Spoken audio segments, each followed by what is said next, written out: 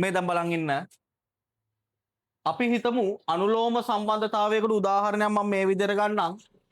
දොඩම් ගෙඩි 3ක මිල රුපියල් 150යි. දොඩම් ගෙඩි 5ක මිල කීයද කියලා අහනවා. මොකද අපේ ප්‍රශ්නේ දොඩම් ගෙඩි 3ක මිල 150යි දොඩම් ගෙඩි 5ක මිල අපි දන්නේ x. පුතා සම්බන්ධතාවයේ අනුලෝම නම් ඒ කියන්නේ ඔයා ගාන කියවලා බලද්දී ඔයාලට තේරෙනවා නම් එක රාශියක් වැඩි වෙද්දී අනිත් රාශියත් වැඩි වෙනවද කියලා. ඔයාලට තේරෙනවා දොඩම් ගෙඩි ගාන වැඩි වෙන්න මිල මොකද වෙන්න ඕනේ? දැන් දොඩම් ගෙඩි ගාන වැඩි වෙද්දී මිල අඩු වෙන්න පුළුවන්ද? බෑනේ. දොඩම් ගෙඩි 3ට වඩා දොඩම් ගෙඩි 5ක මිල වැඩි වෙන්න ඕනේ. එහෙනම් මේක අනුලෝමයි සම්බන්ධතාවය. පුතා අනුලෝමයි නම් සම්බන්ධතාවය අපි මේකට දානවා හරස් ගුණිතය. මොන ගුණිතෙද දාන්නේ? x 3ෙන් වැඩි කරනවා. very good. x 3ෙන් වැඩි කරනවා 155න් ගුණ කරනවා.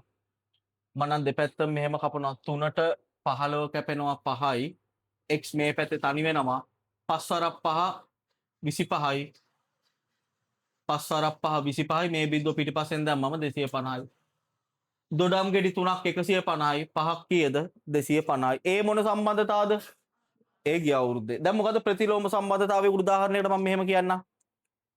මිනිස්සු දෙන්නෙක්ට වත්තක් සුද්ධ කරන්න මිනිස්සු දෙන්නෙක්ට අපි දැන් මෙතන මිනිස්සු දෙන්නෙක්ට වත්තක් සුද්ධ කරන්න පැය 8ක් යනවා. මිනිස්සු දෙන්නෙක්ට වත්තක් සුද්ධ කරන්න කොච්චරක් වෙලා යනවද? පැය 8ක් යනවා. මගේ ප්‍රශ්නේ තමයි මිනිස්සු 4 දෙනෙක්ට යන කාලේ පැය කීයද? ඔය ගාන කියවනවා. ඔයා කියවලා බලද්දී ඔයාලට තේරෙනවා මොකද්ද? මිනිස්සු ගාන වැඩි වෙද්දී අපි ඉස්සරහ උදාහරණයකට ගත්තේ මිනිස්සු ගාන වැඩි වෙද්දී පැය මොකද වෙන්නේ?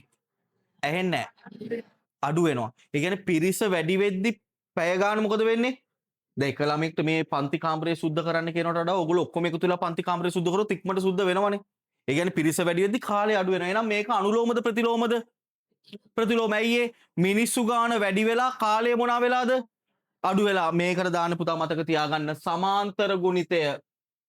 හොඳට මතක තියාගන්න මේකට දාන්න මොන ගුණිතද? මේ අච්චු පොත්වල එහෙම කියලා නැහැ. මේකට සමාන්තර අරකට හරස් කියලා. තේරෙනවද? අපි එතකොට මතක තියාගන්නවා සම්බන්ධතාවයේ අනුලෝම නම් දානවා හරස් ගුණිතය. ප්‍රතිලෝම නම් දානවා මොන ගුණිතද? සමාන්තර ගුණිතය. සමාන්තර ගුණිතය කියන්නේ දෙවරක් කට සමානයි 4 වරක් t දෙපැත්තම 4ෙන් බෙදනවා 8 කැපුණම 2යි දෙවරක් 2 4යි. අනේ දෙන්නෙක්ට පැය 8ක් යන වැඩේ 4 දෙනෙක් කරොත් පැය 4ෙන් ඉවර කරන්න පුළුවන්. මිනිස්සු ගාන වැඩි වෙද්දි පැය ගාන අඩු වෙලා තියෙනවා. මෙන්න මේමයි අනුලෝම ප්‍රතිලෝම සම්බන්ධතා බෙදෙන්නේ. මට කියන්න සම්බන්ධතාවයේ අනුලෝම නම් දාන්නේ මොන ගුණිතේද? හරස් ගුණිතේ. ප්‍රතිලෝම නම් දාන්නේ මොන ගුණිතේද? මම ප්‍රශ්නයක් අහනවා. මම මෙතන ඉඳලා දේවල හන්දියට පයින් යනවා. මම ඊට පස්සේ වාහනයක යනවා. මට යාමට ගත වන කාලයේ සම්බන්ධතාවය කාලය කොහොමද වෙන්නේ කියන එක අනුලෝමද ප්‍රතිලෝමද? ප්‍රතිලෝමයි. ප්‍රතිලෝම. පයින් යනවට වඩා වාහනයකින් යද්දි වේගය වැඩි. කාලය අඩුයි. තේරෙනවද?